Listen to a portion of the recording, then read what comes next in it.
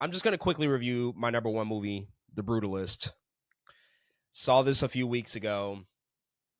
A24 decided to release, partner up with IMAX and release it. So I got a chance to see it in IMAX, which was a treat, in 70 millimeter.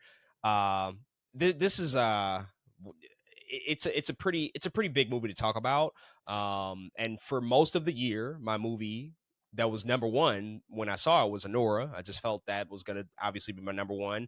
But then I saw The Brutalist and it changed on an instant. Like I instantly knew it as soon as I saw it. And Yeah, man. that's when you just know, it's When just you like know, one of you those know. situations. And, Yeah, man. The Brutalist is a movie that's following a character who is leaving his home country to come to America to find a better life for himself. It's following the character of Laszlo Toth, played by Adrien Brody, who comes to America. He's a brutalist architect. Brutalist architecture, was a style of architecture that was popularized in the 20th century. But he survived the Holocaust. He immigrates to the United States, and he's basically trying to achieve the American dream. That's like the bare bones premise of the film. If I had to just give it away in that respect, but it's obviously about so many more things than that.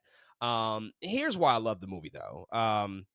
The Brutalist, for everything that it is, it's one of those films that it's really gesturing at a lot of those big, grand American epic movies that just don't get made anymore, or they're very rarely made anymore. Like this movie is gesturing at films like The Godfather, films like Once Upon a Time in America, films like There Will Be Blood. You can feel the DNA of those types of movies all over it because it is this story that's a 3.5 hour epic that's following a character trying to build a better life for himself, but also the corruption and some of the poison that can come with that idea, chasing that idea. And it's about so many different things and so many ideas. Obviously immigration is in there, and it's tackling architecture, at that particular time. But that architecture conversation is in conversation with filmmaking. It's weirdly a conversation about filmmakers as well. Not on the surface, but if you read between the lines and see, like, yeah, this is about an artist who was pursuing his art, and outside forces are coming in and manipulating his vision and bending it to their will. And we see a lot of filmmakers go through that. Brady Corbet, the director, has talked about that. Let filmmakers be filmmakers, let artists be artists. That's what this movie is about. And it's basically incorporating obviously some really well-known world history, the Holocaust and World War II, into a definitive form of 20th century sort of expression, and that's architecture. But again, it's also commenting and providing commentary on filmmaking, which also exploded in the 20th century as well. So you get some really, really incredible performances in this movie. Adrien Brody, easily his best work since The Pianist, and this movie is very much in conversation with The Pianist. Like that's a similar story. Adrien Brody once again plays sort of a Holocaust survivor, but it also made him the youngest Academy Award winner at that time. He's delivered really solid performances all throughout his career. He's been in a ton of Wes Anderson movies. He's done some good TV. He's always been solid, but he hasn't been able to quite reach those heights that he did when he was 28, 29 years old. He's back at that level now. He is just so phenomenal in this movie. He's in almost every frame. He carries it on his shoulders. He's really, really incredible. But I think the standout here is Guy Pearce. He steals the show. He's this big, cartoonish, bombastic villain. And at times, he even turns out to be funny. Like, he's not just like this evil guy.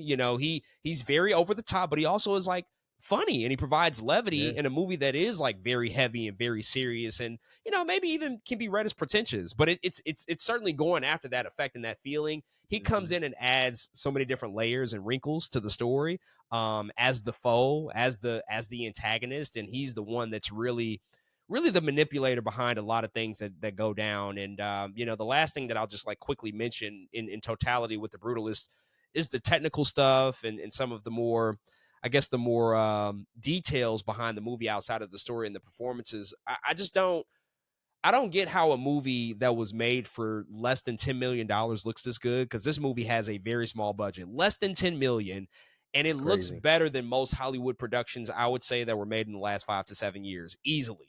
It feels transportive. It feels epic and grand. One of these shots that Corbet frequently uses in the movie is a POV style shot when there's a car driving down a road and the cars are driving super fast. He uses a very similar technique in his previous film Vox Lux. You can Hmm. see a lot of similarities between those two films from a cinematography standpoint, but it's stuff like that, just small stuff like that, that really just takes you to this time and this era and this place. Like the movie starts off and you see this big, bold, beautiful shot of the Statue of Liberty, but it's Hmm. upside down, and it's upside down for a reason. It's on the poster. They really warped this moment to present this iconic structure that we know, that we see, but to give you like the meaning of like what the movie is going for, and just like the Yeah. foreshadowing that's happening there. And it's like really creative cinematography in those types of shots that I found them to be hypnotizing. It's shot on VistaVision cameras, which rarely happens anymore. That had to be super expensive. Released in Mm. 70 millimeter. I didn't know It that. has an overture, an intermission. Like these are things that just don't happen anymore. I think the last time a mainstream Hollywood movie had an intermission was Quentin Tarantino's The Hateful Eight, which came out in Yep. 2015. I saw that in theaters. It was a roadshow presentation. It had an intermission. I remember seeing that movie and going out and running into like a college buddy, and we talked about it.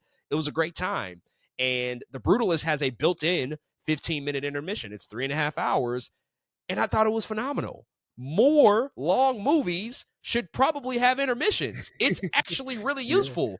Everybody got Hmm. up, went to the bathroom, probably refilled drinks and popcorn. Yep. People were talking. They were like, "Wow, this is amazing, ain't it?" Like you What a just great got movie, that. guys. What a good movie. Like we can all reaffirm that in the middle of it. It was incredible. Like I'm just like, why did this go away? Why don't we do this more? It obviously doesn't work for Yeah. everything, but for these longer Hmm. movies, and we know movies are getting The, longer the these Irishman. days. The Irishman, Killers I of the think Flower Irishman is Moon, like anything. Like we good. can throw out any Yeah. example that's 3+ hours. Why not? Like why? What's the big Hmm. deal? So I'm here to say bring back intermissions. I'm here for it. I thought it was I'm down incredible. for it. It Yep. was great, but yeah, this is just a work of art. This is phenomenal. I think the one criticism people have had, it's not from me, but people have said like maybe the second act isn't as strong as the first act. The first act is just all ascension. It's just up, up, up, up, up, up, up. The second Hmm. second act is darker, more challenging, but that's what I expected. Like I kind of knew where we were Hmm. heading. And Yeah. stories like these, if you've seen movies like these, if you've seen Once Upon a Time in America, There Will Be Blood, like if you've seen movies Hmm. like this, oh shit's gonna get really, really bad and dark on the latter half of this. So I just expected that, so it worked Yeah. for me. So yeah, phenomenal film. I think it's just like a real testament to the power of Brady Corbet. I mean, he cemented himself as an auteur with this movie, so I can't sing his praises enough. Man, honestly don't have much to say. I just can't wait to watch it. I still have not got the opportunity to see it. Because you But just yeah, got I have. 4 hours to kill, right? You just got you just got 4 hours to just Well, throw out the window. I was in KC. And it was showing. It was only in LA and New York, man. If in fact, if it was there, I was looking Yeah. for it. I was like, if somebody. What's so frustrating about Kansas City? Small tangent. What's so frustrating about Kansas City is AMC is headquartered there. I feel like when they say select theaters, Kansas City should be a part of that because it's the head. Like you're the city. It just doesn't make any sense. Like just play it somewhere. You got all these AMC's. You can't put it in one. Come on, man. Like That's a you NATO can. thing, though. That's People. not an AMC thing. I know. I know. That's just a I distribution deal. know. I get it, but it's like, y'all could try harder, try harder to get it there. But yeah, I'm very excited to watch this film, and it's funny because like even before watching it, I already know how I feel. I know my sensibilities. I'm like, oh, Brutalist. I can't wait to watch that film. So very excited to watch it. I actually already have a ticket for Friday, so we'll see. Here we go.